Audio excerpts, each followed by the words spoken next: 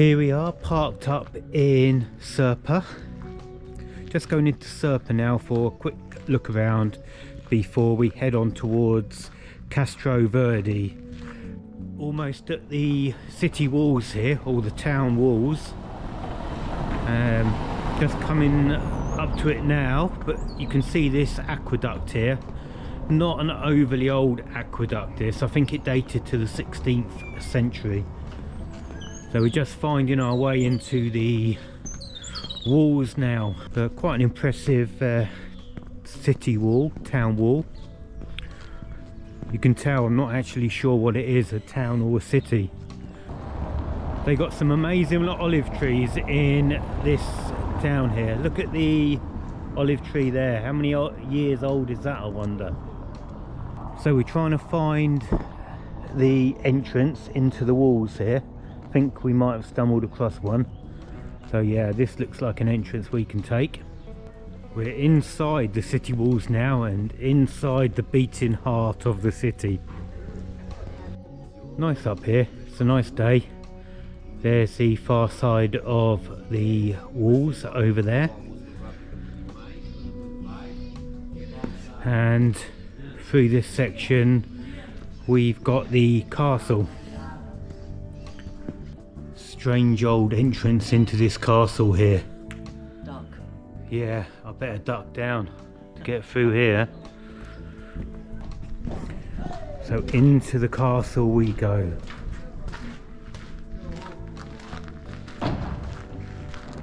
We will climb up onto the castle walls there. We're at the first level of the castle walls here. I think this is going to be the best view of this town we're going to get up here. So yeah, looking forward to the view from up here. What way first? Let's go over here. There we go, below us the town here. All hickledy-pickledy, built within the castle walls. That's the back of the church, the chapel that we saw from the front. And the view of the town from this side. I'll go around to the other side and have a look. Health and safety being a key issue again here in Portugal. You quite easily walk off the edge of there and find a quicker way down than the stairs. Fortunately, Denise has found the proper way down. I think I almost went the I almost took the quick route a minute ago, walking back from that wall. Walking along the walls again before heading further down. Part of the castle that's dropped down there. I'm assuming it was on this part at one point. We're just going to walk along this part of the castle wall. Quite interesting, overlooking all the houses and how people live in this town here. Chicken. Yeah, 3 chickens down there. Duck. Dogs barking. On the roof over there we got a couple of howling dogs. You would love those as your neighbours, wouldn't you? In all the time we've spent in Portugal, that is a first. We've actually got a gate here stopping you. We haven't seen one of those before. Obviously the walls come to an end there. So we're going to have to walk back up to the castle and then out. We've only really come up here to see the castle and then we're going to make our way. They've got themselves a mini farm down there. It's like the good life going on down there. Got everything going on. In fact, there's a few people living here like the good life. All those buildings there, all with the roofs that have collapsed. And then next door, people happily living. I'm not sure if I'd want a house with a neighbour roof falling in like that. Such a shame when you see houses like this and you always wonder what their history held and who lived in a property like that. Hopefully they weren't living in it when the roof collapsed though. We were going to go up these steps here but kind of thought better of it. Back down. We're outside the castle walls now, and we're just heading back towards the motorhome and heading on our way. We're not moving far, we're going about, I think, about 60 miles south now to a place called Castro Verde. That's the edge of the wall here and the newer part of the town that we're in. So it's been a nice little stop. We enjoyed walking around the town this morning. Castle was good. Some interesting buildings all dotted about. When you're looking around this town, you can definitely see the Islamic history that was in this town. Look at this lovely alleyway leading into the old town there. We're just outside the campsite. These relatively new built houses here, but again you can see the Islamic architecture in evidence with the domed roofs there. So we're off to find a campsite called Park Camp Misno, something like that anyway. Yeah, so we're in an area called Castro Verde and trying to find this campsite so we can park up and have a wander around the town. Oh, this is a rather large entrance. I think we found it. Yeah, we found it. Okay. I don't know. We've read some reviews on here, but it's only €8 a night, and an extra €2 if you want electric. As you can see, we're pitched up over there in a lovely bay. This is a beauty of a site, as you can see. This is most definitely one of the better ones we've been on. Denise learning how to do a shoelace up. She was getting quite good. She managed the other foot. So can she do the left foot? That's always harder, doing the left foot up. See how she gets on.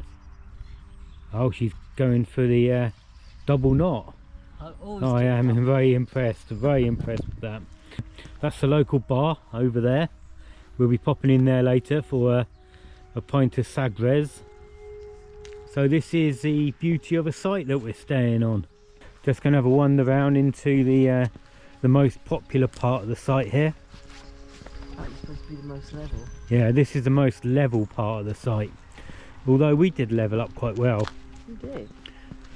So we didn't think it was quite as bad as what people were saying it was going to be. So we leveled up fine.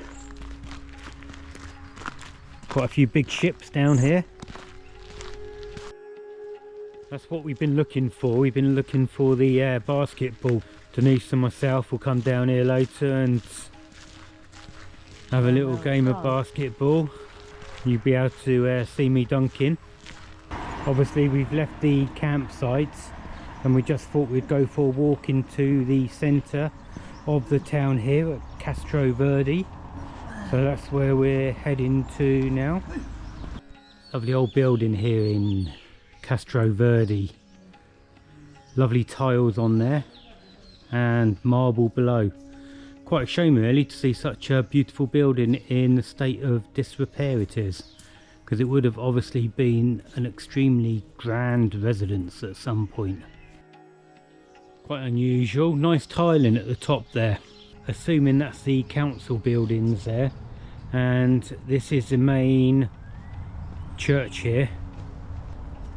Quite a big old building. The doors open, so you know what that means.